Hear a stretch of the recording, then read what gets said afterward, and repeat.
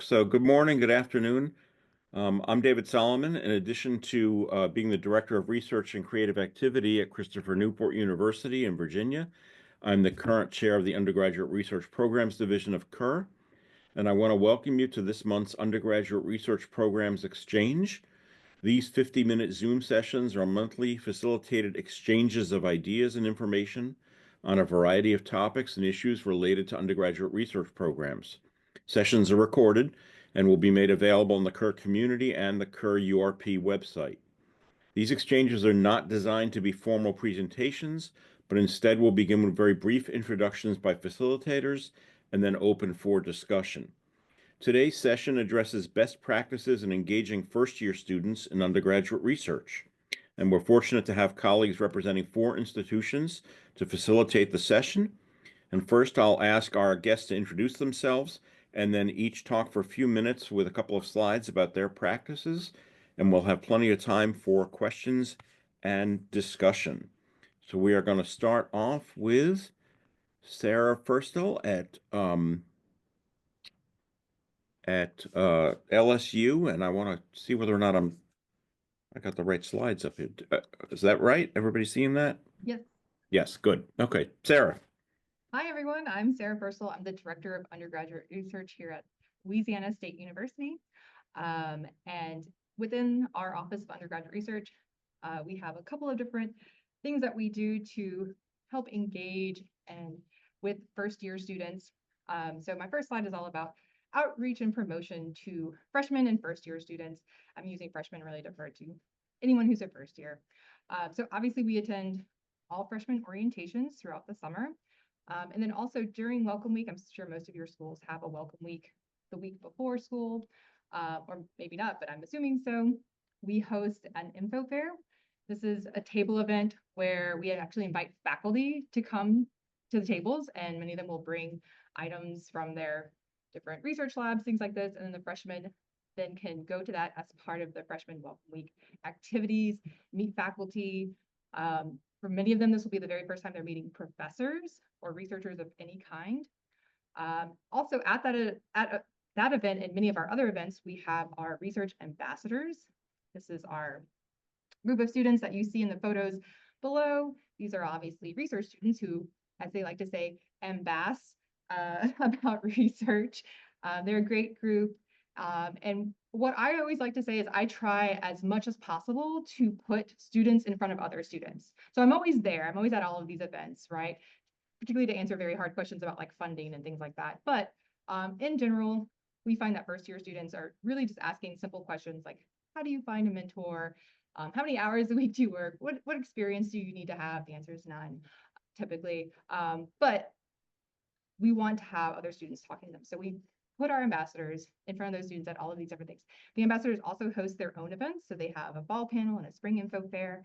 And then of course we try and collect emails from the freshmen at all of these events so that then we can put them on our email list, invite them to follow us on social media, also let them know about the advising hours that are offered through our office. And then we also do direct reach out to work study students so that they get specific information about how they can use their work study to participate in research. Okay, next slide. Peer communication. So I mentioned this. So these are more research ambassadors from last year. Yes, we provide them with shirts, purple and or gold, whatever is their preference. And I really, again, just want to emphasize that these students can be very helpful, not only in coming to the events that either your universities are hosting and inviting your office to, or that you are doing, but also they can go out into the classrooms and into other student organizations. And then they also have ideas about where to reach students, because even though I've been at this university for 16 years and I think I know all of the different nooks and crannies of how to reach out to first years, they will always bring up things like, oh, do you know about this? Or, this was what was really confusing to me. And sometimes those things change over the years. So it's always good to include them in the discussions about how you're approaching your first years, so they can help guide you. And then in turn, you can use them to have that peer-to-peer communication. Oh, thank you, Linda. Next. Okay, we do have 2 programs which are oops, I'm realizing now I messed up the top of it. That's great. Which are aimed at freshmen. So the first is our Freshman Explorers program. This is a program, we take 25 students, they have to apply. They have to be work study students. And every Friday afternoon, we take them to different research facilities and areas around campus throughout the fall and spring, and then they meet different faculty and researchers. And then in the spring, I match them and get it set up so they can use their work study to then start research as freshmen. So this is a little bit different. The first slide was really about just sort of getting students to know about research and that it's an opportunity on our campus. These students are applying in their first month of their first year at LSU. And so typically they generally already know, a lot of these students already know that they want to eventually pursue graduate school or med school or something like that. But sometimes not. Sometimes they're just curious and they want to join a program. But anyway, so these are just photos from all the different places that they've kind of been around campus, arts, STEM. We try and go to a wide variety of research areas around campus. The other program we have is Gulf Scholars. This is actually a program funded by the National Academies of Sciences. And this is a program that gets students involved in research related to the Gulf of Mexico and its communities, or America, whatever, at this point. But it is a program run through our office as well, and students apply for it in their freshman year, late in the fall of their freshman or first year. They can also apply later as sophomores or juniors, but it's really focused on getting those freshmen. Okay, I'm gonna stop because I've probably gone over my 3 minutes, but. No, thank you. Thank you. So Lakshmi Krishna, Colorado School of Mines. Whoop, you're muted, Lakshmi. Good afternoon. My name is Lakshmi Krishna and direct the Office of Undergraduate Research at the Colorado School of Mines. We are located in a beautiful town of Golden, that's the foothills of Rocky Mountains. Colorado School of Mines is an R1 institution, which is a Carnegie classification for very high research activity. We are also a STEM-focused institution, and we have approximately 6,200 undergrads enrolled this academic year. So that's a little bit of context. So next slide, David.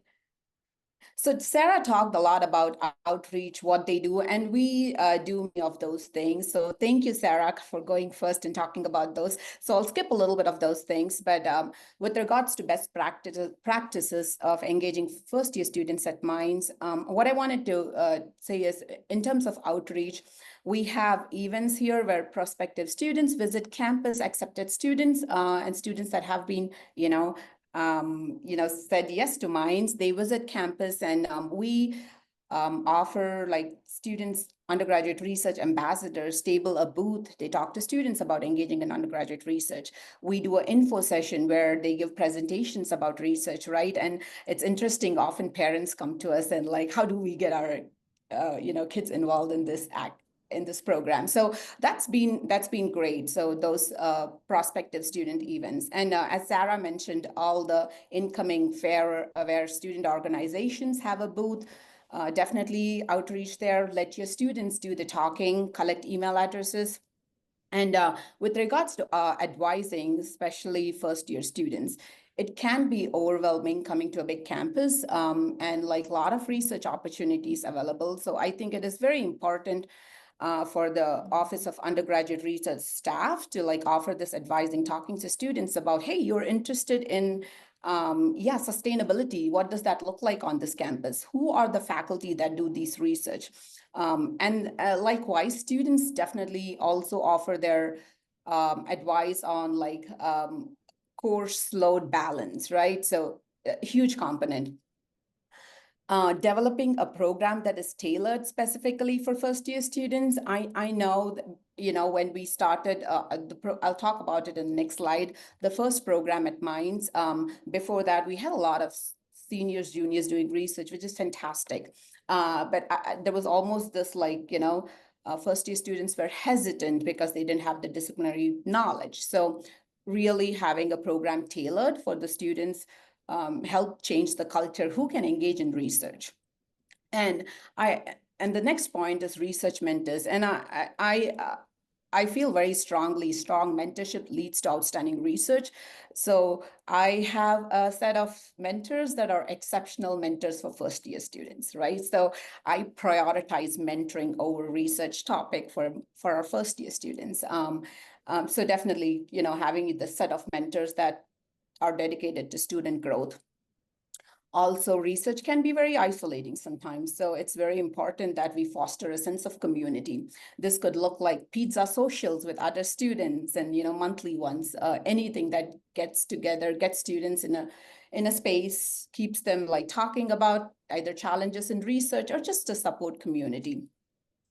Paid opportunities for research, that is also really big because it tells you that we value your contributions to research, right? And then the last point is first year engaging in research is so much of like shadowing, asking questions, and learning some skills. But I think second year is like they really start like make huge progress.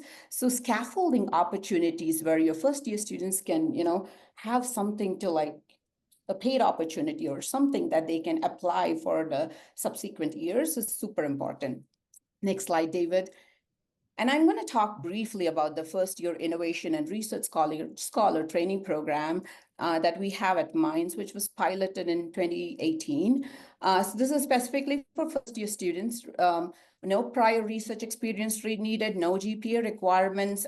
Students apply during summer semester. And this is an academic year program. So students are enrolled both in fall and spring semesters. In the fall semester, all students in this program take a 1-credit class, which is based on the entering research curriculum. I teach that class. We go over all how to navigate the landscape of research, right? Right from like writing emails to selecting labs, interviewing with faculty, maintaining lab notebooks, research ethics, everything. And that has been huge in like giving them that support. Then once the students are matched, they get paid hourly for the time they spend on research. And in the spring, they're continuing doing their research and present their projects at the symposium. One key point I wanted to leave you with is for especially engaging first year students in research, I think a program that is student-centered, where students define their success, is super important. I have students in the program that don't know what research looks like, might want to try it out. Great. After they do that, they are like either are in love with research, or they're like, oh my gosh, chemistry is not my calling, right? And they decide they want to switch disciplines, which is also a win in my eyes for the student. So really having that student-centered approach is important. With that, I will have my colleague 30 minutes down from Golden up north, Tim O'Neill, present. Thank you, Lakshmi. And yeah, it looks like David has my slide, and I'll be pretty quick because my colleagues have presented some great ideas in terms of outreach, and I know we're all eager to get to discussion. So the first piece here that I like to highlight is what I call our Curiosity Lab virtual workshop series. It's just an open call to anyone on campus who's interested in experiential learning and has some curiosity about getting started and just wants to, expand their understanding of what's happening at the university. So I actually start promoting this at admissions and recruitment events and allow prospective students to go ahead and sign up. The sign up is on our website. It's pretty straightforward, name and email. And if prospective students would like to get some information, the registration form allows them to request that and have it emailed back to them. But generally, what I do in those is alternate a couple of different kinds of sessions. Primarily hosting with partners across campus who run different programs or related services. So departmental undergraduate research programs, our Office of Career Services, honors programming, all of these various units that relate to experiential learning provide resources, pathways. They host various sessions throughout the academic year. And I highly recommend the approach because it is so straightforward for you as a program manager to just reach out to your colleagues and arrange a session that they would host. And so you're providing a lot of that connecting outreach and bringing a lot of students into these spaces. And I found that our campus partners are more than happy to host these sessions with us, in part because they're doing these sorts of things all over campus all the time anyway. And so, in addition to these campus partner sessions, I also host a few sessions more specifically focused on aspects of our programming where we highlight how to design a research proposal, how to, like many others, find faculty and connect and do all the kinds of different things that our students do in these activities.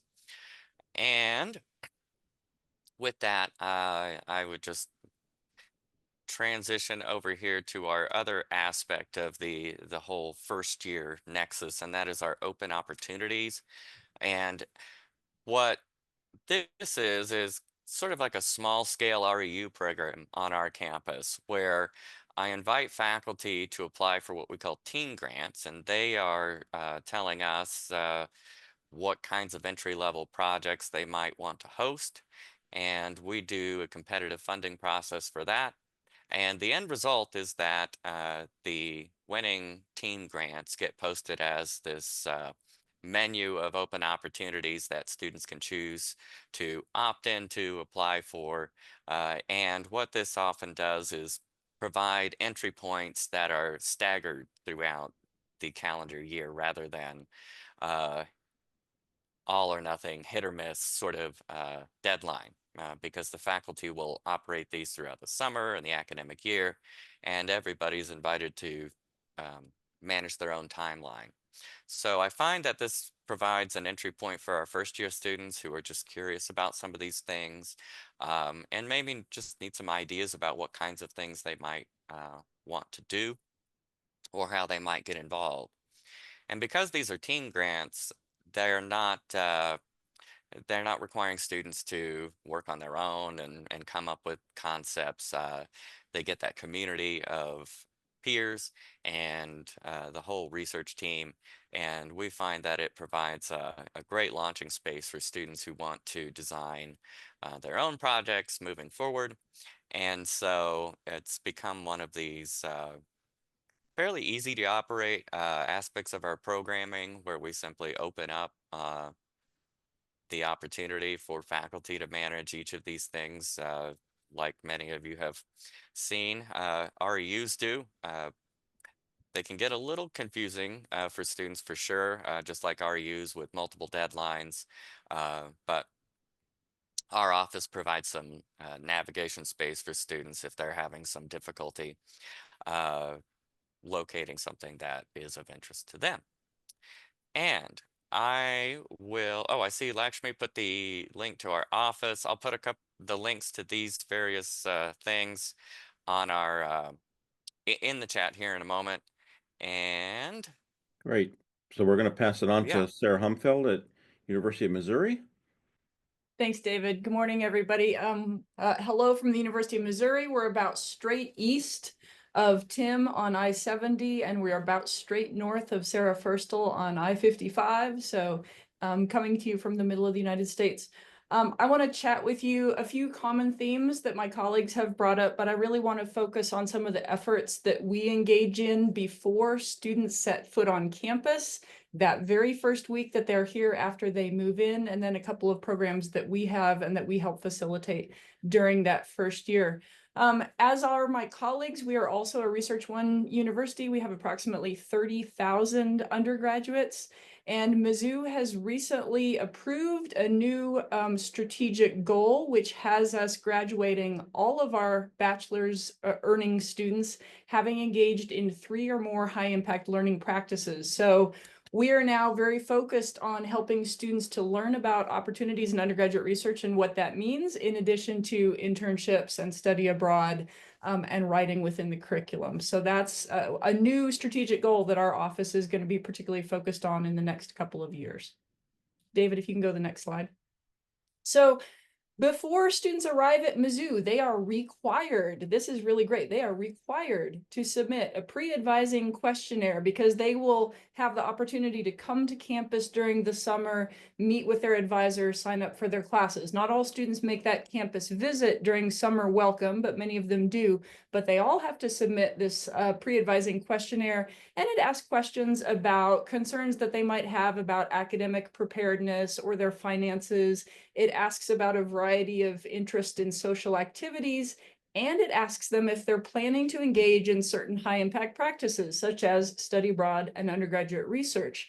As a result of that survey, we start the summer with a list of usually about 1,200 students who have checked the box of being interested in undergraduate research. That then allows us to reach out to them with some targeted communications during the summer to begin that orientation process. Because the summer welcome and that early orientation, we talk about how that's like drinking from a fire hose. I'm sure all of you have that experience with students learning everything from where is my dorm to how do I go to classes, how do I charge up my meal plan, right? All of that information. And we're trying to like get in a word edgewise. So we feel this is a really important opportunity for us to reach out to those students. In those targeted emails, we will invite them to attend a Getting Started presentation during the summer. So before they set foot on campus, maybe they're bored. Well, we're going to invite them to come listen to that presentation during the summer. We will let them know about our Welcome Week events that we are hosting, and I'll show you a little bit about that. We have a robust workshop series, presentation series during the academic year, so we let them know about that. We have a couple of first-year research programs with application windows similar to what my colleagues have described, so we want to let them know about those. And then new for this next year, we will also be providing them with some orientation and instructions for creating a profile in Forager One, which will be our new additional mentor matching resource that we will have starting in fall of 2025. David, if you can go to the next slide.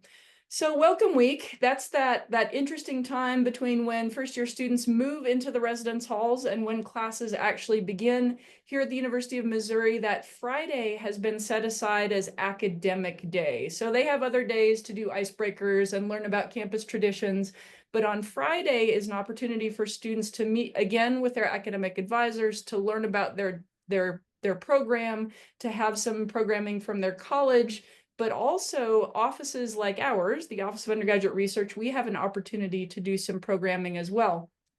So I think Sarah Firstall mentioned that they have a fair. We have an undergraduate research fair. It sounds very similar. We invite professors, investigators from all around campus to bring some sort of hands-on demo. We don't want it to just be a tabling event, but bring us some demonstration of the type of research you do so that students can get to know what that might look like, have a chance to meet faculty and graduate students and talk about that. So we have typically had about 15 to 18 PIs join us for that event during that day. We also have colleagues from other student support offices on campus. So for instance, the Office of Global and National Fellowships, they can start those conversations about research-focused fellowships and NSF-RUs. We have our research librarians come and talk to students about what services they offer. So it's a really nice sort of consolidated opportunity for students to learn a lot about research. And then starting 2 years ago, we began organizing lab tours. And they were pretty stereotypical life sciences, chemistry, physics lab tours. This year, we're going to expand into some of the other disciplines. But we, again, instead of having faculty come to us, we ask them if they are willing to host an open house, a 15-minute open house. And we get the students there, right? We distribute the tickets. We have a person that takes them over to that person's building, to their lab. And it's a really nice opportunity to just go directly into that space and learn about what that type of research might look like. And again, an opportunity to meet a professor. So we're excited about those lab tours as well. David, if we can go to the next slide. All right, so In terms of programming during their first year here on campus, we do have a robust presentation series. We have recognized it and incentivized it with a program that we call STAR, Student Training for Advancing Research. Students who participate in a given semester in 5 of these activities. It could be 5 Zoom presentations from our office, or it could be a combination of advising with the fellowships office, meeting with a research librarian, completing their city RCR training. So any combination of those things adding up to 5, they get this recognition. They get a sticker. They get some support on putting this on their resume. We try to talk about how this is an important thing for talking to potential mentors about. I have completed my STAR. And to do that, I had to complete RCR, and I learned about these other things. And so that's the recognition program that we have in collaboration, as Tim mentioned, in collaboration with a number of our colleagues around campus. That includes the graduate school, who is now offering monthly presentations about Grad School 101, helping students to learn more about grad school, as well as some of those other offices that I have mentioned as well. David, last slide. All right. And then to finish up, we also have some first-year research programs. I think these differ a little bit from what my colleagues have described because these are not funded out of our office. These are funded directly by the faculty. So to echo what Lakshmi said about having amazing mentors leading to amazing research experiences, we have a community of researchers in plant science. They have hosted students from the Freshman Research in Plants program for 15 years. Dr. Blockus, my director, started this program 15 years ago. Similar to what was described earlier, this is a program where we open the application during the summer, during those summer welcome conversations. It's open through the second week of the fall semester. We evaluate students largely based on interest and curiosity. So students who kind of demonstrate an actual interest in plant research, those are going to be our target audience. We help to pair them with a mentor within that plant science community. And then those mentors use either grant funding or startup funding to pay the hourly salary for those students to work in the lab. In addition, we also have those weekly wraparound educational meetings to build the community, the sense of belonging, and to help launch them into continuing research. This model has proved to be really quite successful. We have 20 students in FRIPS this year. It started, I think, with 5, and so this is the biggest cohort we've had. We're really pleased with the outcomes. A number of these students apply for and earn NSF-GRFs before they graduate. They continue on in other research labs. They don't have to continue in plants, but we tend to see a pretty high persistence rate. So it has spawned another program, very similar. The logistics are quite similar. This was started by a faculty member in the area of biophysics, and he got 5 of his biophysics friends to get together to start a new community of freshman scholars. But I think what distinguishes these groups that we can talk more about are faculty who have some competency with mentoring first-year students and who really enjoy mentoring first-year students in those early stages of their research. Thanks, David. Great. Thank you. Thank you, everyone. So a couple of questions that have popped up in the chats here.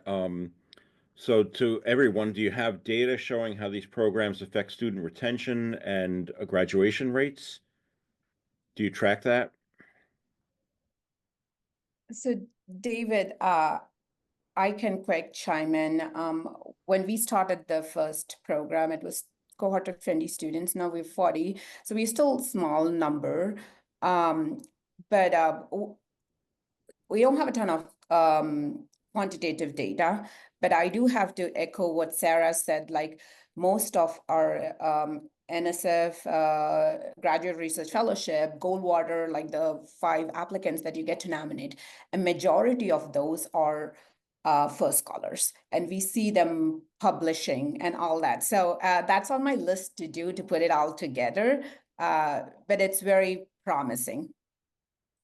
And I Anybody also else? wanted to quick add while I'm talking, Stephanie's question. We are a staff of 2, Office of Undergraduate Research, myself and Ashley Weibel, who's the Assistant Director of Undergraduate Research and also the Nationally Competitive Scholarships. Does anybody else do the tracking of student retention, graduation rates from your first year programs? So our first year program is only in its third cohort. But I do track them insofar as like I try and touch base with them and see like, are you still in research? Who's your current mentor? Of course, that requires that they reply to my email, so we know how that goes. And I did forget to mention, but we also have with our freshman group, we invite them to serve as peer mentors to the next cohort. So we have about 10 currently peer mentors to our current group. But ask me in a year or two and I'll have some data. And Sarah, just to follow up with that, how many staff in your office? We're at- Oh. You can just call me Purcell. 2 full-time, 2.5. 2.5. staff. Okay. And Sarah Mizzou, Sarah. So 3 people in your office, and what about tracking? So we do periodically, when we have some student staff to assist, do some tracking and follow up with that FRIPS program. I don't have a number off the top of my head, but the graduation rate is quite high. Those students are persisting and graduating with their bachelor's. Great. And Tim, who's a one-man show like me, do you track first years for retention, graduation rate? So I was putting a note in the chat, but our assessment is really integrated with our home office of undergraduate education. So and I highly recommend working with larger units like that, especially if you're a small operation like I am. And yeah, we do see tremendous gains as we track those students throughout time in terms of retention and graduation rate. We've been focusing significantly on some aspects of the experience that students are gaining out of this. Just to highlight one of the pieces that sort of moves beyond the metrics and maybe explains a little bit of what's happening as students engage in these is that we are seeing students gain tremendous amount of confidence and self-efficacy across the board, no matter if they're doing something very disciplinary specific or otherwise. I doubt these results are surprising to this group, but it does allow us to tie our efforts to larger institutional efforts related to belonging. And so cannot recommend enough taking advantage of the other assessment opportunities happening on your campus and asking where you can coattail. So I'm going to follow up with that question and then circle back. So Anne asks, Tim, how are you measuring self-efficacy? So I have my own instrument that I use on campus. I'll try to pull up a link that I can put in the chat. It's an adaptation of some pieces from the AACNU's value rubrics, which I highly recommend if you were looking for all kinds of different things to measure. It's a great place to start if you look at those pieces. So I am talking and trying to find my survey at the same time, so I'm going to yield. Okay.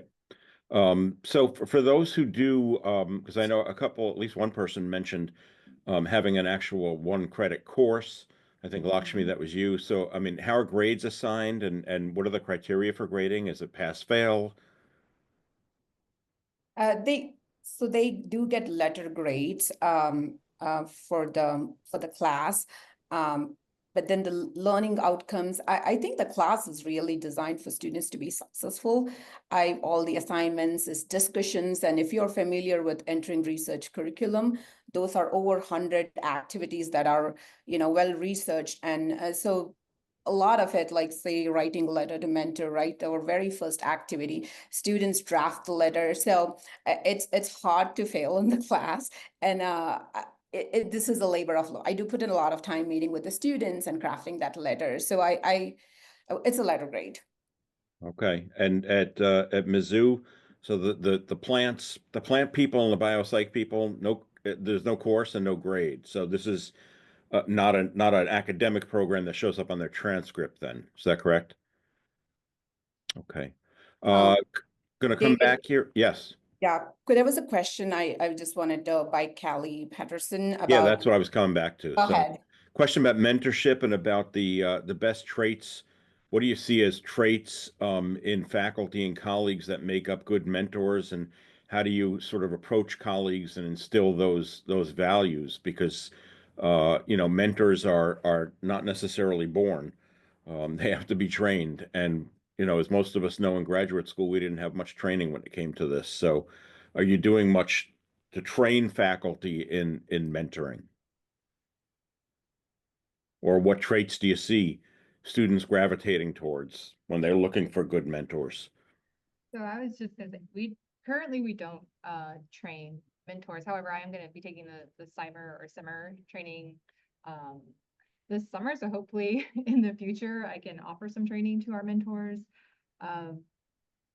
But I've been in this position for 12 years, so I know a lot of the faculty. I know those who the students like, and I know those who are, I think like the first kind of clue is like, are they responsive even in their emails? I know that sounds like really like a small thing, but when you have students who are telling me, I haven't heard from my mentor in like 2 or 3 weeks, like you can usually tell that that person is going to be like that from your own communication with them from the outset.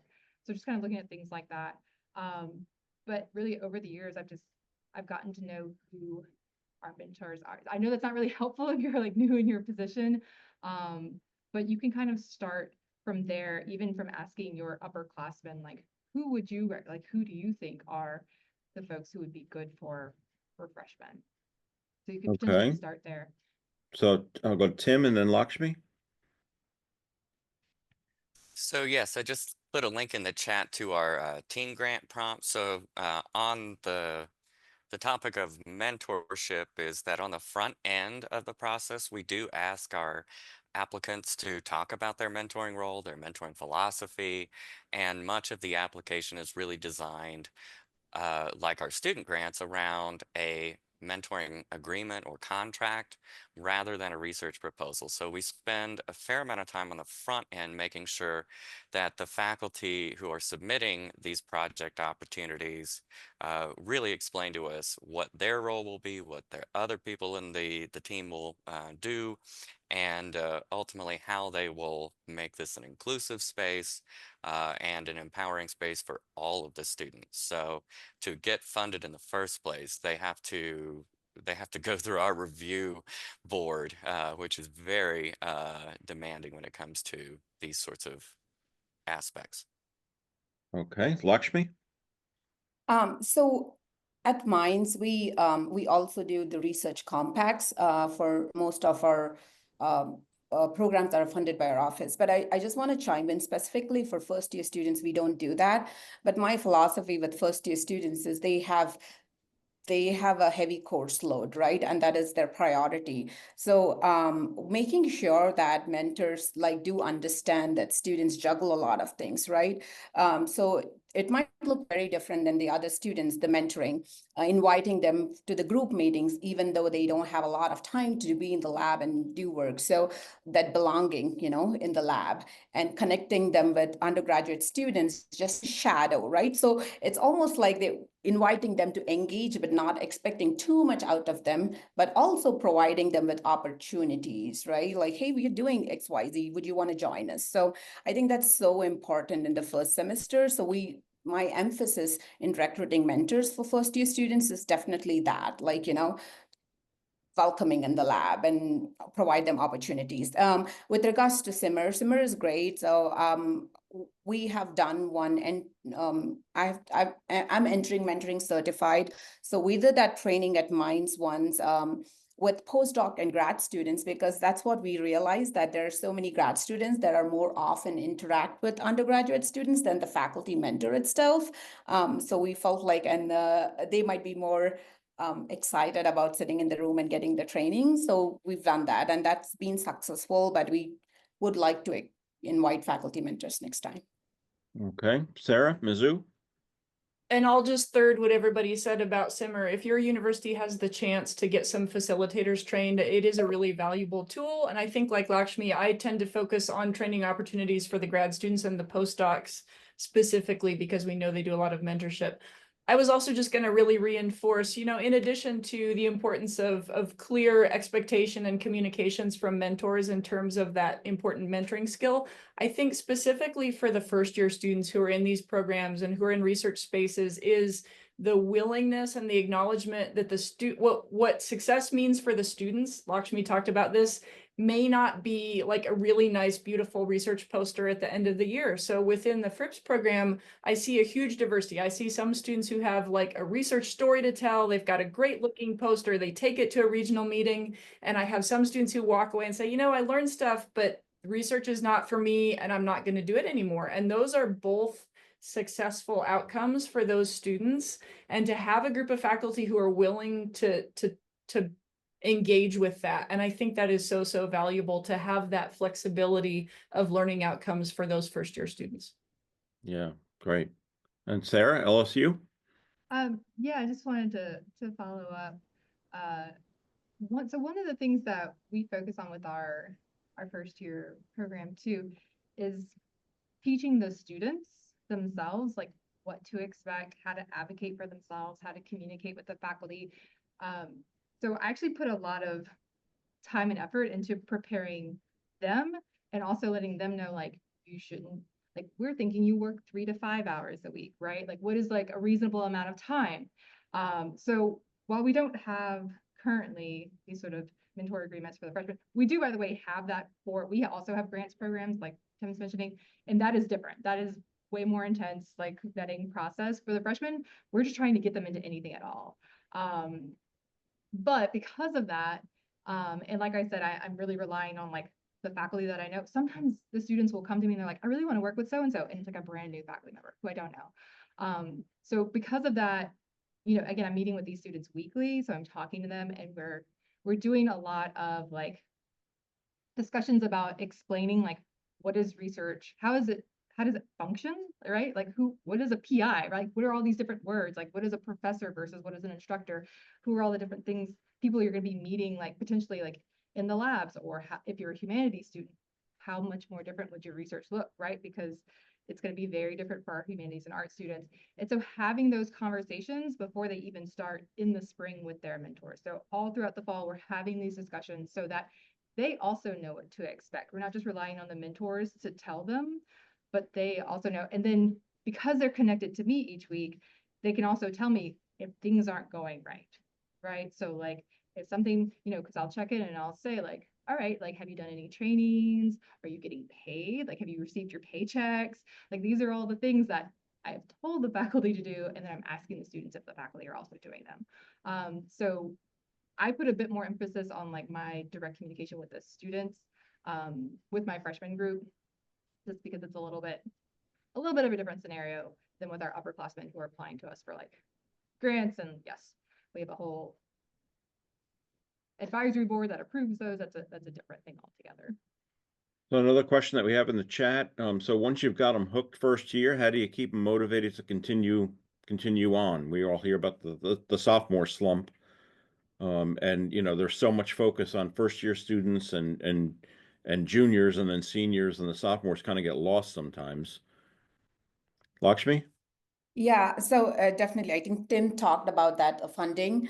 So what we make sure for the first scholars is that they apply for the Minds Undergraduate Research Fellowship that is through the academic year, but there are some slots reserved for our first scholars. They do like, you know, they want to say that they get a guarantee admission, like for funding if they continue, right? Likewise with like the summer period too, the Summer Undergraduate Research Fellowship, we encourage them to apply. So definitely funding is a big motivation. And for some of the students that have, for some reason said like, I'm going to take a pause on this, right? I'm going to come back next semester. I also wanted to say that is a success for the student if, you know, if that has clarified their career path.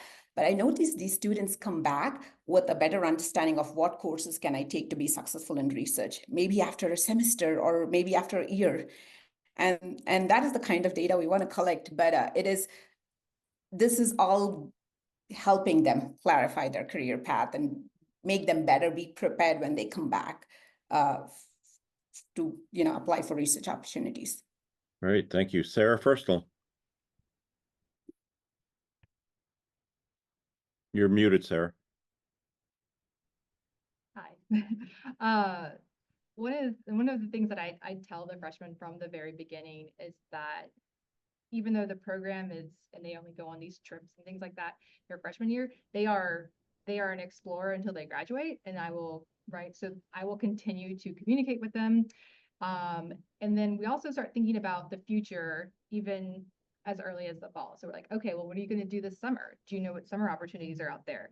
And then also I try and get them plugged into, so for example, last night we had a research ambassadors meeting and I invited all the freshmen. I was like, hey, you're all in research now. You can now join research ambassadors. So getting them plugged into more like other cohorts with other research students. Because again, like whenever they have those feelings of being overwhelmed, it's one thing for us to talk to them, but I think it really helps to talk to other students and figure kind of things out. And then additionally, we have this other program if you want to earn a distinction, a graduation distinction in research, and I make them enroll in it right now. So I'm like, you're enrolled, you're in the system, you're going to be getting the emails, like at the end of the semester, they submit all their research hours. And so the idea is that we have like multiple points of contact with them. Does it work 100%? No, but it's also a way of like keeping in communication with them, putting them in communication with more upperclassmen beyond just their assigned peer mentor, and getting them plugged into the research community, the undergraduate research community at LSU, I think can be helpful. And then I'll have students who ask me like, can I take a semester off? And I always say yes. And then I put on my calendar for the next semester, hey, email Jane Smith because she took a semester off, but let's see if she wants to get back in, right? And just touch base with her. So you have to kind of do a lot of the legwork, I think, yourself. But yeah, there are students who I think maybe Lakshmi or David were saying like they participate. I always ask them to make a one semester commitment. So I'm telling them like you need to finish out the spring. And at the end of it, if you hate research and you never want to see my face again, fair. Like you're an adult, you get to decide what you want to do in college. But also letting them know like if you're having issues of being overwhelmed, here's how we can address that. If you just want to go to a different mentor's lab, I think this is kind of where it's helpful. Like we don't have this sort of filtering system. I can just contact other folks and say, you know, and right, like 60% of them are changing their majors. So after a semester, right, in a political communication group, they're like, well, no, now I want to be a psychology major. It's like, great, we can find you a psychology lab to work in. So letting them know it's okay to change their minds, but that they still have like commitments and there's polite ways to exit research experiences, that it's not the end of the world and that it's normal. So this is part of the discussion that I have with the freshmen. I'm like, hey, because a lot of times they're like, oh, you know, I've like written a blood oath with this faculty member and I have to be in their lab until I graduate. And so I make sure that I repeat, like, that's not the case. Like, you know, you can change your mind, you can go somewhere else. But if someone's going to take the time to train you over several weeks to do something, then give it at least a semester at a minimum. Great, thank you. Yeah, I just want to note Tim dropped in the chat there the link to the Career Readiness White Paper. Really important document, probably more important than perhaps it's ever been, and a real draw not just for students but also for parents. Who, you know, what are you going to do with that major? Well, if we show them that they can do research and that will help them get ready for a career and career success, that certainly will be a bonus point as well. And Margaret, thank you for dropping that also in the chat from Brandeis on research skills and career skills and sort of the intersection of those.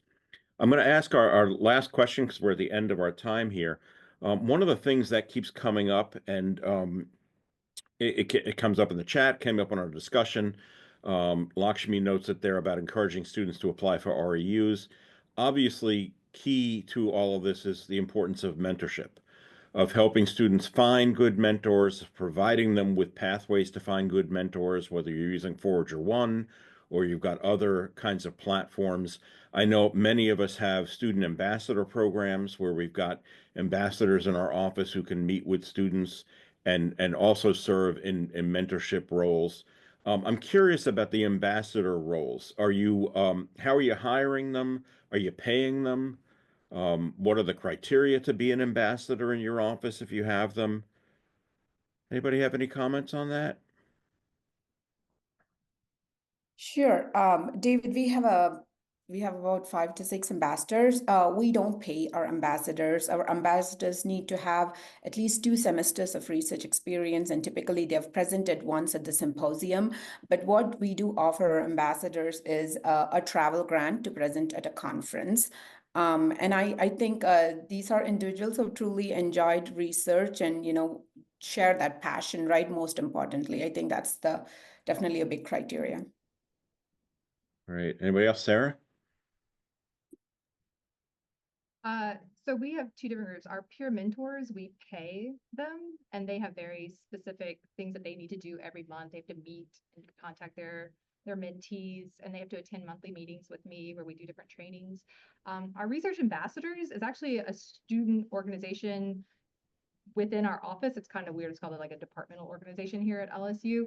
I don't pay them. They're all volunteers, but I do buy all those t-shirts that you saw them wearing and buy them pizza for their meetings and provide them anytime they go and they do any sort of tabling event, we provide them all the swag and stuff that they need. Pizza and a t-shirt's not a bad deal. You know? So we're at the end of our 50 minutes here, and I always promise to keep us on time. So thanks to everybody for participating in today's URP exchange. Sincere thanks to our great facilitators and a good discussion. Thanks to Kerr and especially to Todd Wagner and Luke for their tech support. Join us for our next exchange on April 23rd, when we're going to discuss best practices in cultivating a research mindset on your campus. That will take place Wednesday, April 23rd at noon Eastern, and that will be our final URP exchange for the current academic year. A Kerr registration link will be sent out soon on the Kerr community, and I hope that you'll join us again then. And please help me in thanking Sarah from Mizzou, Sarah from LSU, Lakshmi from Mines, and Tim O'Neill from Colorado-Boulder. And I hope that you all have a good afternoon.